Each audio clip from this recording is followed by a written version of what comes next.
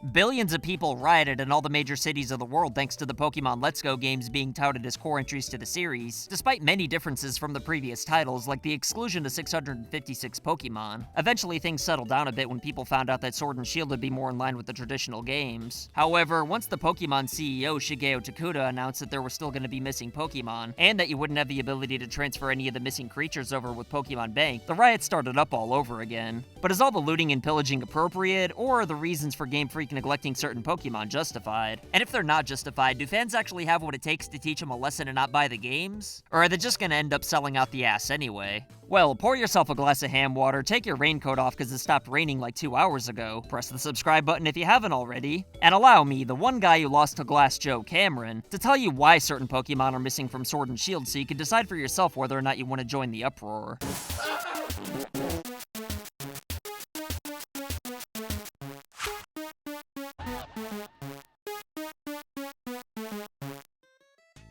As soon as I found out that only Pokemon included in the Galar region could be transferred from Pokemon Home/Bank, I was initially a tad bit furious, but I decided I'd wait and make sure there weren't any translation errors or anything like that before I spent time making a video. Cause this is the first time that a Pokemon game would be missing Pokemon from previous generations. Whether or not you're dead set on the idea that Let's Go was a core entry to the series and a successor to Ultra Sun and Moon, I think we could all agree that it made sense for those games to only include the first 151 Pokemon, and Ruby and Sapphire not allowing you to transfer Pokemon up from the Game Boy games was an issue as well, but Gold and Silver were made with the mindset that they'd be the last games in the series, and they weren't exactly planning ahead. So even though it sucks that most of us either lost our very first Pokemon to dead batteries or can't get them off the original Game Boy cartridges, it was an understandable oversight, and Game Freak made sure to give us ways to transfer old Pokemon to newer games ever since. And even though there were certain Pokemon missing from Ruby and Sapphire, there was still the National Dex that could be completed by trading Pokemon over from Leaf Green and Fire Red. But for the first games in the 8th generation to also be the first games to not let you transfer all your old Pokemon over is a bit of a letdown any way you look at it, even if you're like me and not as bothered by it as others. Although, my opinion on the matter might become more harsh depending on certain factors like which Pokemon are getting the boots and which ones made the cut. If the only kinds of Pokemon missing are ones like Chatot and the game ends up being amazing anyway, then I'm not gonna pretend to be mad just because I can be.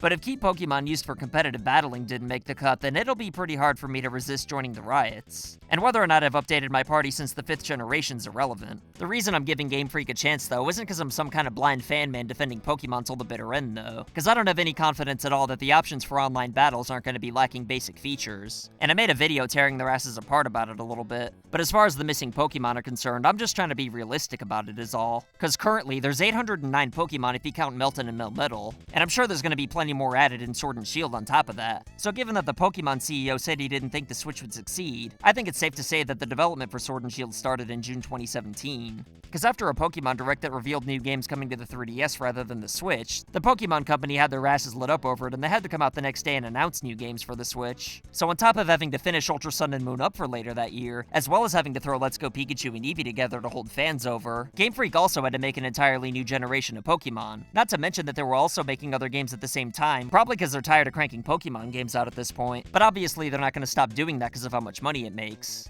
Not that Nintendo would even let them if they wanted to. So with all that in mind, having to make 3D models and battle animations for 809 older Pokemon, along with creating God knows how many new ones, is kind of asking a little much. But then again, Yokai Watch 4 looks a lot better on the Switch than Sword and Shield. And that franchise makes way less money, so there's really no excuse. And believe me, if they're excluding Pokemon and recycling old assets, then I'll be right there in the riots with everybody else. Especially if they're just being buttholes and trying to keep the game small enough to fit on the cheaper Switch cartridges. But until then, I'm willing to give them the benefit of the doubt. Because if you ask me, there's a lot more important things they need to focus on with this game that they're clearly rushing than having the option to bring Vanillite over. Maybe the game should have been delayed a little longer, but with Animal Crossing being pushed to 2020, I'm sure Nintendo didn't think it was worth losing 2 system sellers just so people could have the option to bring Spinda over. You might think that's lazy, and maybe it is, but one of the best things about the first 2 generations was that catching them all was actually practical to do. Not that it was impossible in the 7th generation, but it was definitely way more daunting than in the first 2, and I'm sure most people didn't even bother. Besides, you had to transfer from Pokemon Bank to complete the National Dex, only to transfer them all right back over anyway. So if you think about it, we're not really losing the National Dex, they're just keeping it in Pokemon Home. So you can still catch them all if you really want to. That way, completing the Pokédex in Sword and Shield's a lot less intimidating for newcomers, while longtime fans can be rewarded for completing the National Dex in Pokemon Home.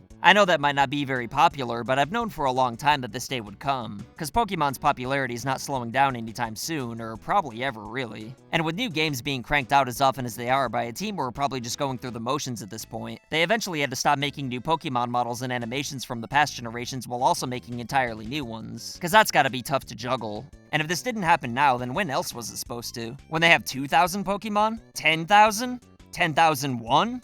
I mean, the National Dex was just gonna keep getting bigger and bigger, so if you ask me, this was unavoidable. You could argue that instead of cranking these games out, they should just take their time with it and include all the Pokemon. But video game companies are a business before anything else, and doing that would cost them tens, if not hundreds of millions of dollars in the long run. So if people keep buying these games in record numbers, then they're never gonna think they're doing anything wrong and just keep cranking them out. So if you really hate the fact that some of the Pokemon won't be available in Sword and Shield, then speak with your wallet and don't buy it. Because businesses typically listen to money more than they do angry tweets. Or at least in this instance, they will anyway. Personally, I'm still looking forward to these games, but I am a bit cautious. I'm gonna try to be optimistic that the only Pokemon that'll end up missing are ones that nobody actually wanted to use anyway. Because I really do think this problem was unavoidable, even though it happened a lot sooner than I expected it to. But I guess that's thanks to the high demand and impatience for core Pokemon games on the Switch. But if I can't transfer my favorite Pokemon over, or if there's too many essentials missing, then I might just have to sit this one out. Either way, this is a pretty significant point in the Pokemon series, just like the prophecy foretold. And I'm very interested to see if Sword and Shield still sell out the ass regardless of the National Dex catching up with the developers, or if the series takes a big hit causing them to regroup entirely. But just remember that with there being so many Pokemon nowadays, we can't expect them all to be included in each game while also expecting these new games to be cranked out every year or two. And if you really would prefer Game Freak spend more time on these games instead of rushing them out, then you really need to stop encouraging the behavior by buying the games anyway. Because if Sword and Shield still sell out the ass and break records, then Game Freak's not gonna care about the complaints. But I'll tell you two people who'd never exclude Pokemon from the 8th generation are today's patrons of the day, John Polish Impossible to Say and Buffalo from Utah.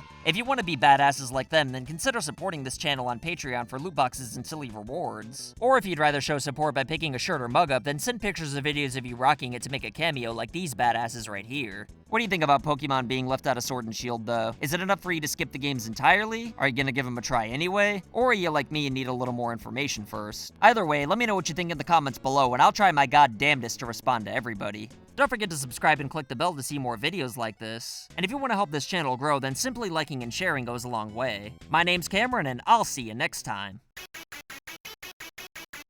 So I want to say thank you to your loyalty, thank you for your support.